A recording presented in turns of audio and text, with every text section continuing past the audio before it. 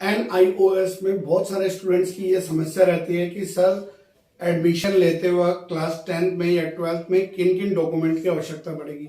और जब उनके सामने वो डॉक्यूमेंट की लिस्ट रखी जाती है तो बहुत सारे डॉक्यूमेंट ऐसे होते हैं जो उनके पास नहीं होते हैं। और कई बार स्टूडेंट ये बोलते हैं कि सर इनमें से तो हमारे पास एक भी डॉक्यूमेंट नहीं है, क्या अब हमारा एडमिशन NIOS में हो सकता है या नहीं हो सकता है। जी हाँ, आज इसी समस्या को लेकर हम बात करेंगे कि अगर आपके पास कुछ डॉक्यूमेंट नहीं है या कोई भी डॉक्यूमेंट नहीं है तो क्या आपका NIOS में एडमिशन हो सकता है कि नहीं। आज के मेरे पूरे इस वीडियो में मैं ये सारी बातें आपको बताने जा रहा हूं ताकि आपको फिर इस बात की समस्या कभी ना रहे कि हमारा एडमिशन हो सकता है या नहीं। तो चलिए स्टूडेंट स्टार्ट करते हैं। नमस्कार दोस्तों, मैं दीपक सिंह गोसाई NIOS एक्सपर्ट। ये चैनल है हमारा VCIC गुरुजी। इस चैनल में रेगुलर अपडेट्स हम आपको देते रहते हैं। सारी महत्वपूर्ण जानकारी NIOS की आपको इसी चैनल पे मिलेगी। अब आपको यहाँ पर हम लोग बात कर रहे हैं कि क्या क्या डॉक्यूमेंट्स की जरूरत होती है और इनमें से अगर कोई डॉक्यूमेंट नहीं होते हैं तो आपको क्या एडमिशन मिल सकता है या नहीं। तो सबसे पहले मैं क्लास 10th यानी सेकेंडरी स्कूल्स की बात कर लेता हूँ कि क्लास 10 में जब हम एडमिशन लेने जाते हैं तो कुछ डॉक्यूमेंट बहुत इंपॉर्टेंट है। जैसे आपको मैं बोलूं कि डेट ऑफ बर्थ सर्टिफिकेट। जी हाँ, बर्थ सर्टिफिकेट होना आपके पास जरूरी है। फिर उसके बाद बात कर रहे हैं हम लोग टीसी की, किसी स्कूल का टीसी या स्कूल लिविंग सर्टिफिकेट वो होना जरूरी है। आधार कार्ड आपके पास होना जरूरी है। अगर आप किसी SC ST या किसी और कास्ट OBC से आते हैं तो उसका कास्ट सर्टिफिकेट आपके पास होना चाहिए। और अगर आपके पास जो है यहाँ पर इन तीनों डॉक्यूमेंट्स में से कोई भी नहीं है तो क्या आपका एडमिशन हो सकता है या नहीं।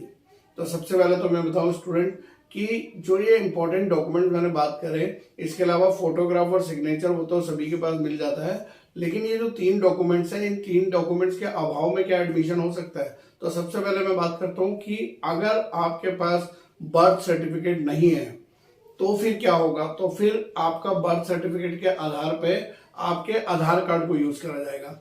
यानी कि अगर बर्थ सर्टिफिकेट नहीं भी है तो काम चल सकता है, हम आधार कार्ड को उसको यूज कर सकते हैं। आधार कार्ड आज की डेट में मैं समझता हूं कि सभी जो है नागरिकों के पास है, सभी स्टूडेंट्स के पास है।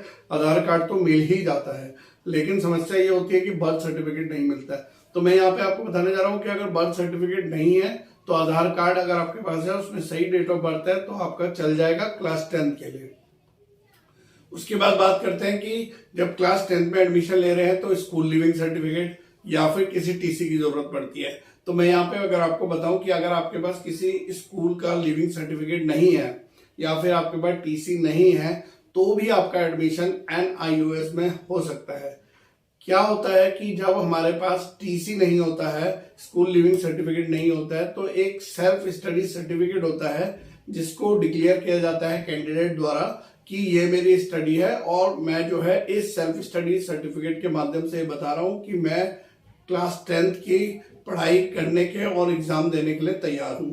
तो ऐसा एक सेल्फ स्टडी सर्टिफिकेट होता है जिसको हम अपलोड करके टीसी की जगह, टीसी या मार्कशीट की जगह अपलोड करके क्लास 10 में इजीली एडमिशन ले सकते हैं।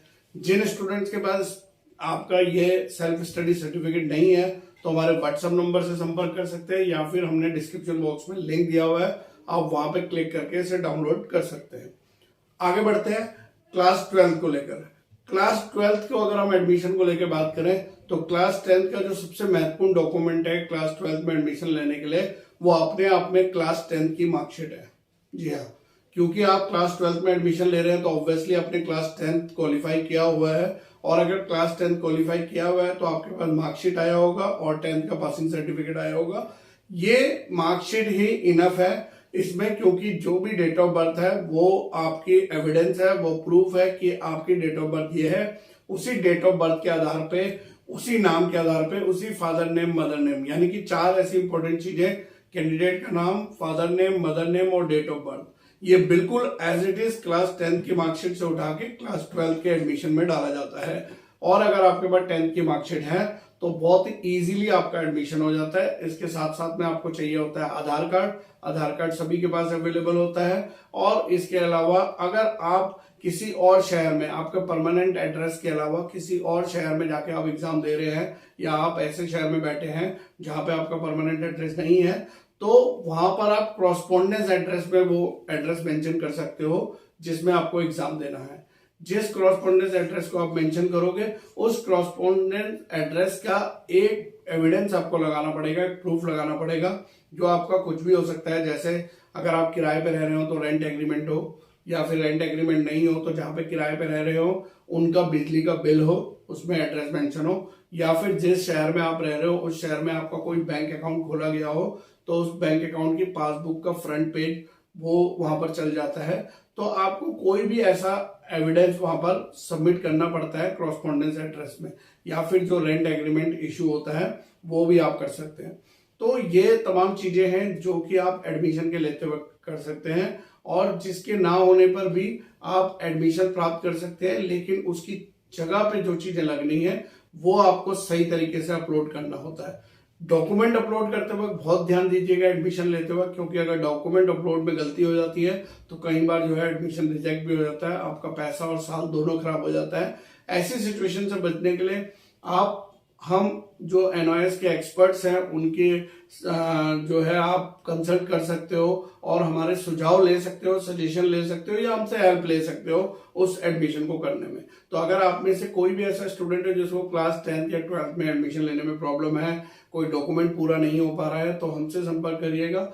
जो भी डॉक्यूमेंट्स है उसके अल्टरनेटिव डॉक्यूमेंट जो भी होगा उसके बारे में आपको बताया जाएगा, ताकि आपका एडमिशन आराम से NIOS में हो सके। तो ये थी इस छोटे से वीडियो से एक महत्वपूर्ण जानकारी आपको देना, ताकि इस तरीके के वीडियो से आपको हमेशा हेल्प मिलती रहे और इसी तरीके से आप VCIC गुरुजी को पसंद करते रहे। लाइक करें, शेयर करें, सब्सक्राइब करें। तब तक के लिए बाय बाय, धन्यवाद, जय हिंद।